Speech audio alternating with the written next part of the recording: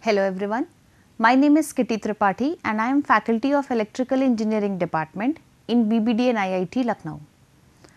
In previous lecture we were discussing unit number 4 of control systems frequency response analysis. Let us continue with the sequence of unit number 4 of control system with AKTU code KEE 502. ठीक है. In previous lectures, we have annotated certain specifications of frequency domain.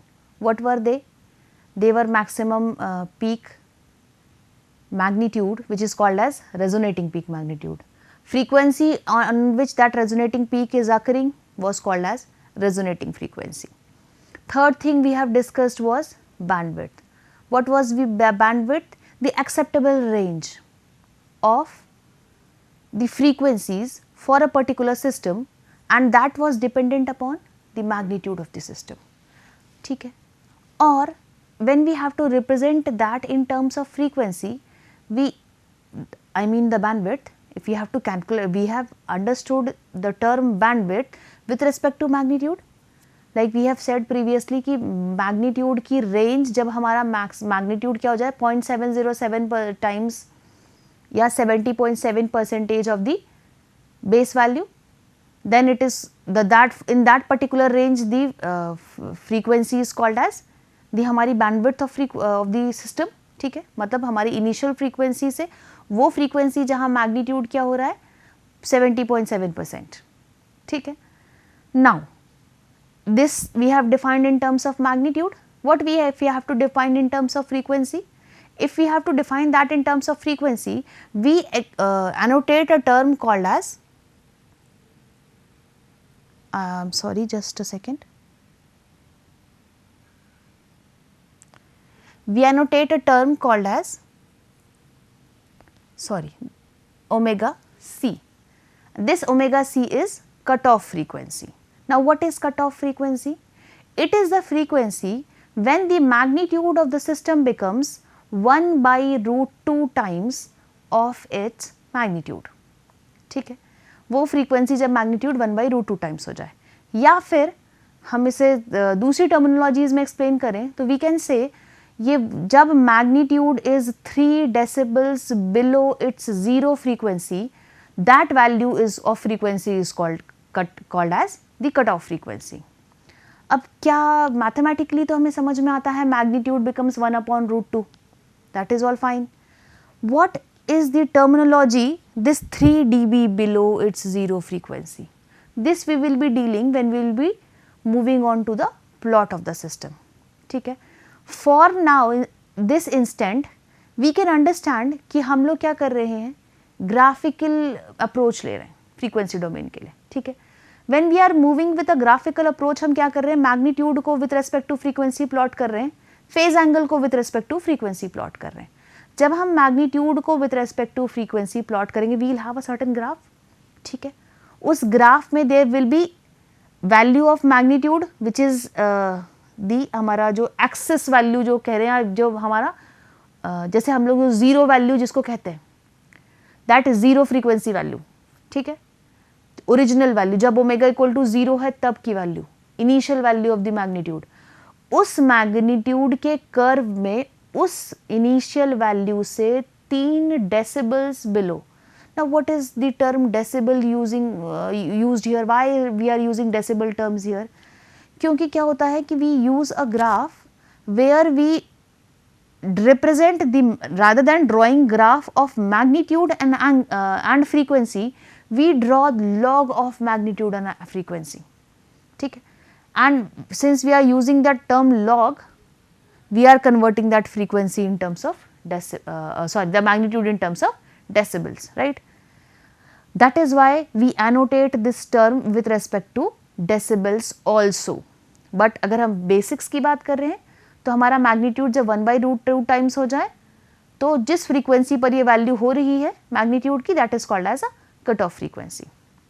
Now what about the cutoff rate? When we have to talk about cutoff rate का मतलब है जो हमारी cutoff frequency है उस point पर जो हमारा curve होगा उसका slope है cutoff rate बताएगा हमें. ठीक है, cutoff rate is nothing but the slope of log of magnitude curve at a frequency which is cutoff frequency. Now we are not saying exactly cutoff frequency, because if we are drawing a tangent, see, like if we have an expression in a time domain and this is something a curve, ठीक है, यहाँ ये log of magnitude का graph है with respect to frequency omega, ठीक है. अभी क्या बोल रहे हैं हम, इस पर्टिकुलर पॉइंट पर, दिस पॉइंट मान लेते हैं, this is cut off frequency. There can be a certain point, if suppose this is a cut off frequency, तो इस पॉइंट पर ग्राफ का स्लोप, तो this we determine it as this tangential slope ना, तो it is how do we, उस area का में उतने portion, see here this is the portion जिसका हमें स्लोप निकालना है, और that slope is called as cut off rate, ठीक है. और ग्राफ में हम स्लोप निकालना तो जानते हैं, if we have 2 points given we can determine the slope of the graph, और we have drawn the graph on any graphical paper, either it be a graph paper or it be a semi-log paper which we will be using in this unit, then we can easily determine through graph what is the slope of that instant point, and that is called as cutoff rate, right. Now the other two specifications, they are gain margin and phase margin. Now what exactly is gain margin and phase margin? I have told you this is very important specification of frequency domain. यही दो term ऐसे हैं जो हमें solely define करते हैं किसी भी सिस्टम में कि सिस्टम की स्टेबिलिटी क्या होगी. We get the values of gain margin and phase margin, and by looking at those values which we are obtaining, we can identify कि कोई सिस्टम स्टेबल है या नहीं है, ठीक है. अब बात आती है डिफाइन करने की, तो let us first define what is gain margin and phase margin, and then we will proceed on how to determine things, ठीक है. गेन मार्जिन की डेफिनेशन की बात करते हैं. What is gain margin? So gain margin is defined as the change in open loop gain required to make the system unstable, ठीक है. Gain margin वो बाउंड्री वैल्यू है जिसके बियॉन्ड अगर हमारा चेंज होता है सिस्टम में वैल्यू मैग्नीट्यूड, तो क्या हो रहा है हमारा सिस्टम, इट बिकम्स अनस्टेबल, ठीक है.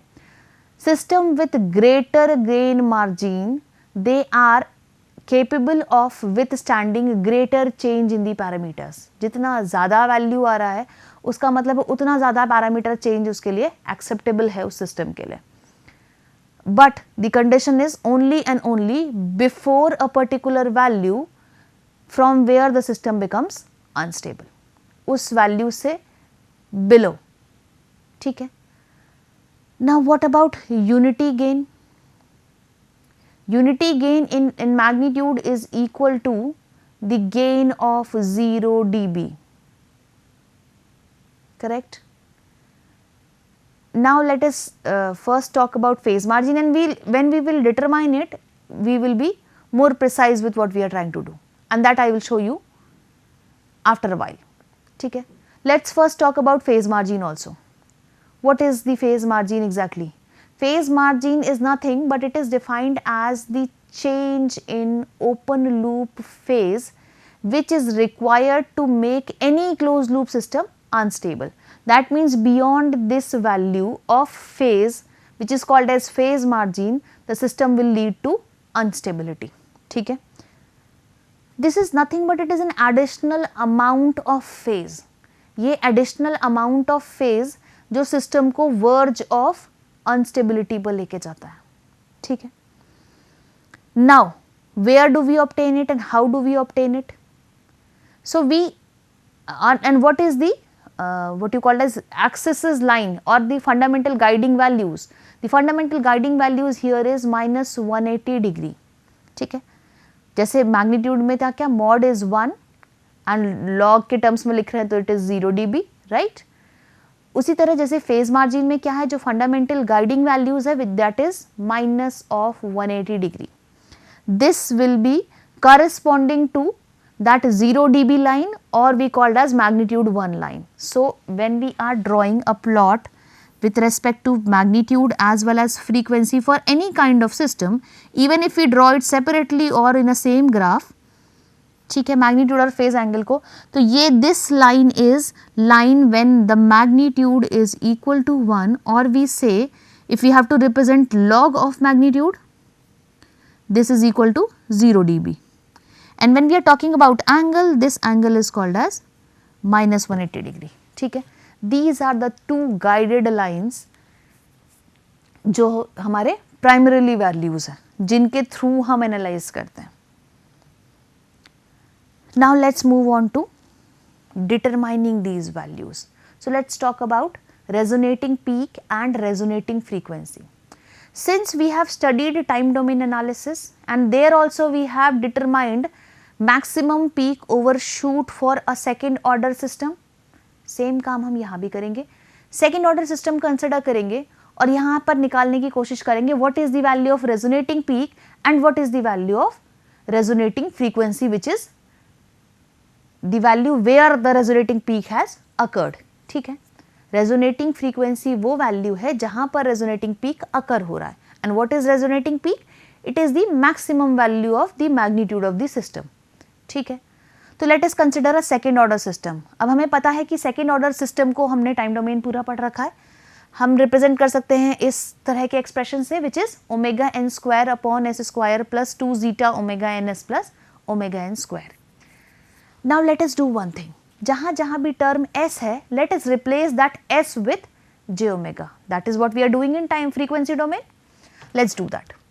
So the system has cs upon rs. Let us write c of j omega upon r of j omega. ठीक है, न्यूमरेटर में तो सिर्फ ओमेगा n स्क्वायर है, रहने देते हैं. डिनोमिनेटर में देखो क्या है, s square which is j omega का whole square plus 2 zeta omega n into s. s की जगह क्या लिख दें, j omega plus omega n square.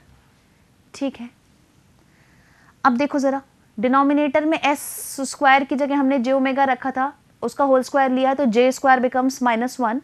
This expression changes to omega n square upon minus omega square plus 2 zeta omega n into j omega plus omega n square. ठीक है, let's do one thing. Make numerator as 1. How? We will divide the whole of the term with this omega n square. Let's see here, minus omega upon omega n का square, omega square plus 2 zeta omega n into j omega upon omega n square plus omega n square divided by omega n square. ठीक है, numerator में क्या हो गया, 1. Denominator में देखो omega n square divided by omega n square, it will give a value 1. So we have 1 upon 1. Second इस term को देखा था आप लोगों ने. अब हम सेकेंड लास्ट टर्म को देखते हैं. j के साथ सर्टेन पैरामीटर्स है. देखो न्यूमरेटर से एक ओमेगा और डिनोमिनेटर का omega n square cancel out करेगा, टर्म बचेगा हमारे पास omega upon omega n. Now let us substitute this omega upon omega n by a term called as u. ठीक है, तो क्या बच गया, यहाँ देखो आप तो 2 zeta omega upon omega n. Omega upon omega n को क्या बोल रहे हैं हम लोग लिखने को, u. तो j के साथ का जो टर्म बचेगा वो क्या हो जाएगा, 2 इंटू जीटा इंटू u. ठीक है, and this is omega upon omega n यानी u इसका स्क्वायर है और माइनस के साथ है, तो we write it as minus u square. ठीक है, अब हम क्या कर रहे हैं, इसका इस टर्म का मैग्नीट्यूड और एंगल निकालने की कोशिश करेंगे. So see here, let us write it specifically as 1 upon 1 minus u square plus j of 2 zeta u. ठीक है, ऐसा एक्सप्रेशन है. अब क्योंकि हमें क्या करना है, रेजोनेटिंग पीक मैग्नीट्यूड निकालना है. मैग्नीट्यूड निकालने के लिए इस एक्सप्रेशन का मैग्नीट्यूड निकालना पड़ेगा, क्योंकि इसी मैग्नीट्यूड का तो maximum value resonating peak magnitude है. तो let us represent this in terms of magnitude. Numerator में तो 1 है, इट इज़ 1 ओनली. डिनोमिनेटर में see there is a complex number. इसको हम मैग्नीट्यूड के टर्म्स में रिप्रेजेंट करें तो रूट अंडर रियल पार्ट का स्क्वायर प्लस इमेजिनरी पार्ट का square. What we can write, root under 1 minus u square का whole square plus 2 zeta omega n का होल स्क्वायर, ठीक है, सॉरी 2 zeta u का whole square. This is the magnitude. Now if you have to write, we can write it as 1 minus u square whole square plus 2 zeta u square to the power minus 1 by 2. We can write it as 1 minus u square to the power 2 plus 4 zeta square u square whole to the power minus 1 by 2. ठीक है, this is magnitude.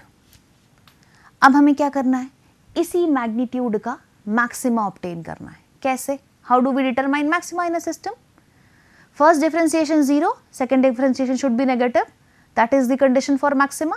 तो let us differentiate this magnitude with respect to frequency, angular frequency.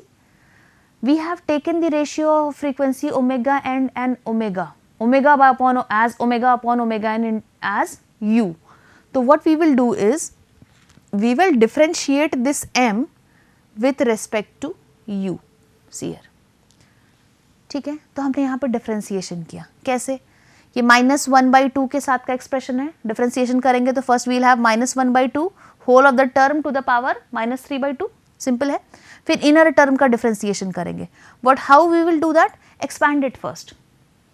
ये whole square के format में दिख रहा है ना, एक्सपैंड कर लो और डिफरेंशिएट कर लो. It will be easy for all of us. Let us show how. अगर हम इस टर्म को एक्सपैंड करने की कोशिश करें अंदर इनर साइड में, तो it is something like a minus B का होल स्क्वायर ना, a square plus B square which is u to the power 4 minus 2u square plus 4 zeta square u square. ठीक है, तो ये -1/2 इंटू दिस टर्म का power -3/2 हो गया. अब इनर साइड में डिफरेंशिएट करोगे विथ रेस्पेक्ट टू u, तो 1 का कोई डिफरेंशिएशन है नहीं, कांस्टेंट का differentiation is 0. u to the power 4 का differentiation 4u cube minus 2u square का डिफरेंशिएशन क्या आएगा? -4u and 4 zeta square u square का डिफरेंशिएशन क्या आएगा? 4 into zeta square into 2u. 4 into 2 is 8, hence it becomes 8u zeta square. Clear है ये बात? इस पूरे टर्म को हम सब्स्टिट्यूट कर रहे हैं किसके इक्वल? 0 के. सिंपल सी बात है, क्योंकि differentiation first differentiation should be 0 for maxima condition. तो numerator should be equal to 0. So we substituted this numerator is equal to, since the numerator of the system is 0 और ये -3/2 है, तो इसको डिनोमिनेटर में 3/2 के फॉर्मेट में लिखा जा सकता है. We will only get this term as in numerator ना. So this term is equal to 0. That is what we have written. अब क्या करें? इसके रूट्स निकालते हैं. See here every term has u in it and every term has 4 common in it. तो 4u common ले लें. एक्सप्रेशन क्या बचा? u square minus 1 plus 2 zeta square. ठीक है, अब यहाँ से क्या वैल्यू निकाल लें? u की. See what we have got here, u square minus 1 plus 2 zeta square. एक क्वाड्रेटिक सी एक्सप्रेशन आ रही है. क्वाड्रेटिक भी क्या, एक्चुअली कॉन्स्टेंट सी ही है एक्सप्रेशन. तो u square is equal to what we can write, 2 zeta square minus 2 zeta square plus 1, which is 1 minus 2 zeta square. We can take it in under root and we can write it as under root 1 minus 2 zeta square. तो हमें u की value मिल गई under root 1 minus 2 zeta square. अब याद करो हम लोगों ने u को क्या लिखा था? Omega upon omega n. तो यहाँ से हमें ओमेगा मिल जाएगा which will be omega n into this term which is root under 1 minus 2 zeta square. ये कौन सा ओमेगा है? जब फर्स्ट डिफरेंशिएशन हैज बिकम 0 और हमें एक्सप्रेशन से दिख रहा था बाहर नेगेटिव टर्म के साथ कि सेकंड डिफरेंशिएशन नेगेटिव है. You can solve if you want to. What we have got? Omega की वो वैल्यू जो मैक्सिमा की कंडीशन को सेटिस्फाई कर रही है. What does this mean? This only means as resonating frequency.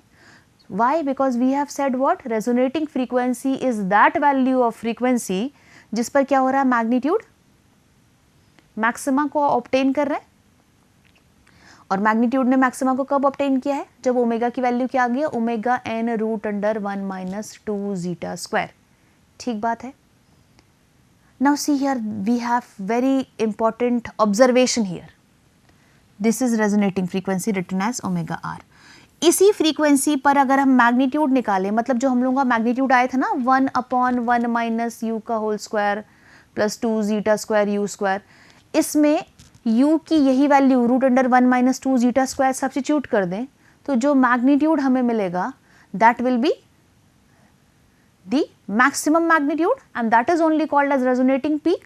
So when we substitute we get this value as 1/2 zeta √1 minus zeta square. You can simplify and solve, it is only a matter of simplification. See here 1/√1 minus u square का whole square plus 2 zeta u का whole square, यही आया था ना magnitude, 1/√1 minus u square का whole square plus 4 zeta square u square. अब u की value ही तो हमने ऑब्टेन करी है √1 minus zeta square, substitute it here √1 minus zeta square, root खत्म हो जाएगा डिनोमिनेटर से, ये कितना बचेगा 1/√, solve it here by substituting a square plus b square plus 2ab, we have done minus 2ab, तो इट इज़ 1 प्लस b की जगह हम लोग क्या लिख लेंगे 1 minus 2 zeta square. We can put it and substitute and solve accordingly, ठीक है, या हम रूट में दिस वैल्यू का whole square, we can solve it, simplify it and get the values, ठीक है. तो हम लोगों को जो मैग्नीट्यूड ऑब्टेन होगा वो क्या मिल रहा है 2 जीटा upon √1 minus zeta square. It is a simple calculation, we only have to substitute the value of u which we have obtained, ठीक है. Now what I was telling is we have a very important term in this resonating frequency, which is, this is very interesting term, 1 minus 2 zeta square. Now see, this term is frequency, correct? और हमारे पास क्या term आ रहा है 1 minus 2 zeta square. This term should be positive always, then only we are getting this value as the correct value of frequency from this expression. इसका मतलब क्या है, वो रूट अंडर वाला टर्म हमेशा पॉजिटिव होना चाहिए, नेगेटिव हो जाएगा तो frequency is imaginary which is not a true value. उसको पॉजिटिव होने के लिए रूट के अंदर टर्म को 1 minus 2 zeta square should be greater than 1, sorry greater than 0, this is positive only, so that means what 2 zeta should be always less than 2 zeta square should always be less than 1, ठीक है. यहाँ से if we get the value of zeta should be always less than 1/√2, which is 0.707, and that is why we have written this is the expression of magnitude only and only when zeta is less than or equal to 0.707, correct. So we have determined the value of magnitude as well, maximum magnitude which is called as resonating peak as well as resonating frequency. We have seen one very interesting thing here. जैसे time domain में resonating peak magnitude के corresponding maximum overshoot था, क्योंकि वो भी maximum value of magnitude थी time domain में, ठीक है ना, वो भी सिर्फ और सिर्फ जीटा पर ही डिपेंडेंट आया था. Here also if we are determining maximum magnitude in terms of frequency domain we are getting only and only zeta, right. Now let's see about bandwidth also. What is bandwidth? We have told this magnitude has reached the value 1/√2. तो हम लोग क्या करेंगे, जो हम लोगों ने magnitude का एक्सप्रेशन सेकेंड ऑर्डर सिस्टम के लिए लिखा था which was 1/√1 minus u square का whole square plus 2 zeta u का होल स्क्वायर, करेक्ट. इसको 1/√2 सब्स्टिट्यूट कर दो, ठीक है, रूट हट जाएगा तो this inner term will be equal to use this 2, this term will be equal to 2 ना, कंपेयर करने पर, ठीक है. व्हेन वी कंपेयर, हमें यहाँ से हम लोगों को क्या चाहिए, यही वो वैल्यू है. हमने क्या बोला था कि शुरू की वैल्यू से यानी 0 वैल्यू से उस मैग्नीट्यूड की वैल्यू तक जब वैल्यू कितनी हो जाए 1/√2, उस पूरी रेंज की जो फ्रीक्वेंसी होती है दैट इज द बैंडविड्थ. तो हमें क्या करना है, इस वाली जो 1/√2 रखा है यहाँ से हम u ऑब्टेन करेंगे. सिंपल सी बात है, इस एक्सप्रेशन को इक्वल टू 2 कर दो, यहाँ दोनों left side right side equal होने से हमको u और u को सेपरेट आउट कर लो, हमको क्या मिल जाएगा u का term. And when we have obtained that u term which is nothing but omega upon omega n, what we can get, value of omega, frequency, by substituting we can obtain, it is a simple calculation, you can solve and do it. What we have obtained, frequency. This is what the limit value of frequency from the beginning, and that is only called as bandwidth. Correct? The last thing is gain margin and phase margin. ठीक है? How do we obtain gain margin and phase margin? I will only tell you by one basic thing. Gain margin is called as 1 upon magnitude of a function at a frequency called as phase crossover frequency.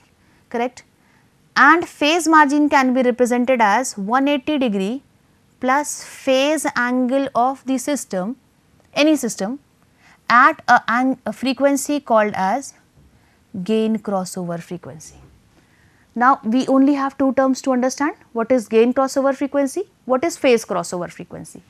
Now, what is phase crossover frequency? Phase crossover frequency is that frequency where the magnitude of system reaches to a value called as 1.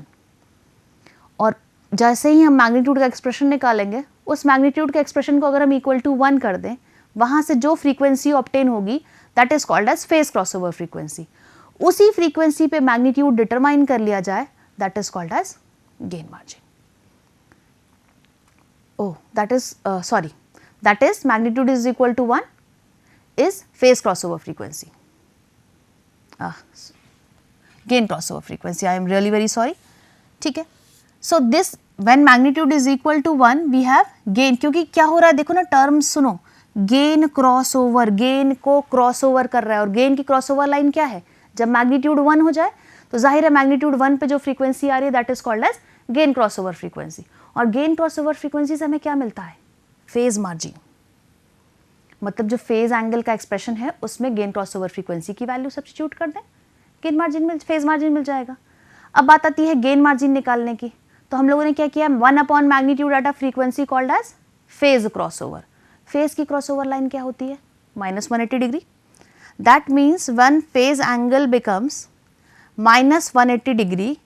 whatever frequency that will become -180 degree, it is called as phase crossover frequency. जैसे ही यहाँ से ये frequency obtain हो, इसी frequency पे क्या करें हम लोग, मैग्नीट्यूड निकाल लें 1 अपॉन मैग्नीट्यूड. ठीक है, जो वैल्यू आती है that is called as gain margin.